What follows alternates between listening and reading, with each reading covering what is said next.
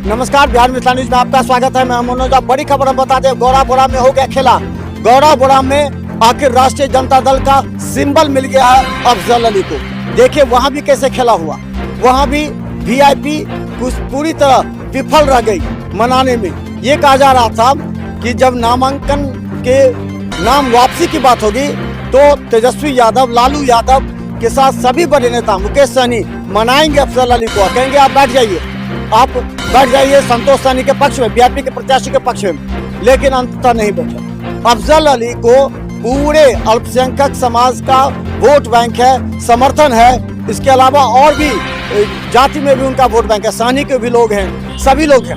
उन्होंने अपना दावा कहा कि नहीं, हम नहीं बैठेंगे, हम निर्दलीय ही लड़ेंगे चुनाव। आखिर जब अफजल अली ने चुनाव लड़ा उस समय अचानक फोन आ गया कि आप सिंबल वापस कर दीजिए। महागठबंधन का प्रत्याशी संतोष सहनी हो गया।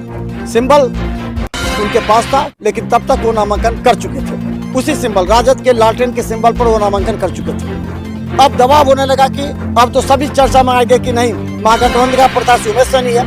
अब देखिए क्या हुआ, उसी सिंबल पर अफजल अली को मिल गया सहमति। यानी कि चूंकि वो सिंबल जमा कर थे, नामांकन भी हो गया था। अब उस सिंबल पर मुकेश सहनी के प्रत्याशी की जगह राष्ट्रीय जनता दल का सिंबल, लालटेन का सिंबल मिल गया अफजल अली को। और ये सबसे बड़ी जीत अफजल अली की होगी कि उसने लालटेन के सिंबल पर ही अब गौराबोड़ा विधानसभा में चुनाव लड़ेंगे।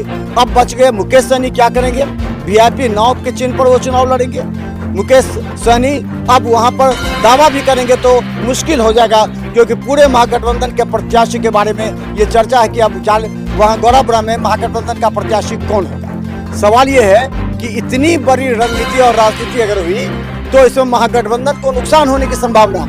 अब सवाल लोग पूछ रहे हैं कि आखिर सुजीत सिंह जो कि भाजपा प्रत्याशी हैं, उनको हराने के लिए महागठबंधन में कौन होगा?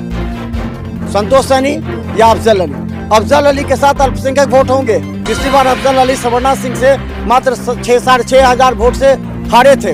अफजल अली इस बार पूरा मैदान में तैयारी कर रहे हैं। अफजल अली को इस बार विश्वास है कि वो चुनाव जीतेंगे, इसलिए वो निर्दलीय भी लड़ने के लिए तैयार थे। यहाँ तक कि अपने आलाकमान के खिलाफ भी जाने के लिए तैयार थे।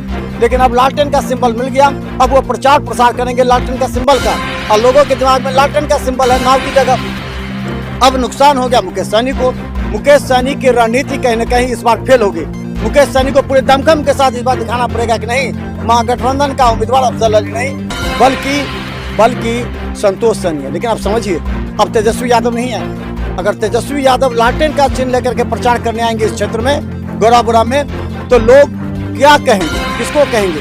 अगर वो कितना भी कहेंगे संतोष सहनी को, लेकिन जो लालटेन का छाप है उसी पर मोहर लगेगी और अफजल अली के पक्ष में एक नया समीकरण बनना दिख रहा है। तो देखते रहे बिहार मिथिला न्यूज, क्योंकि हम आपको बताएंगे एक बड़ी खबर।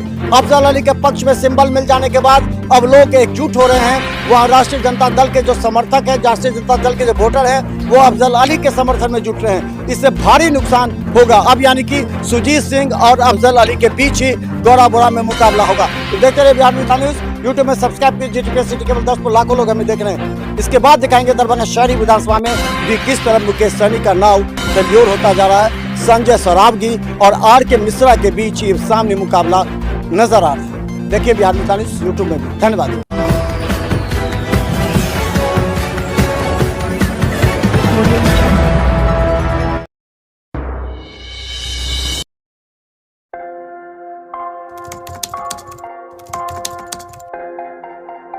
मतलब ये हुआ जुमला हुआ, ऐसा कोई नहीं कर सकता है दुनिया में।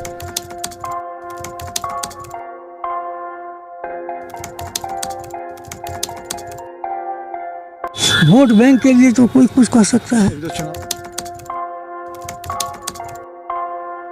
मतलब वो इलेक्शन टाइम है, डोर टू डोर आएंगे, कहेंगे कि ये वोट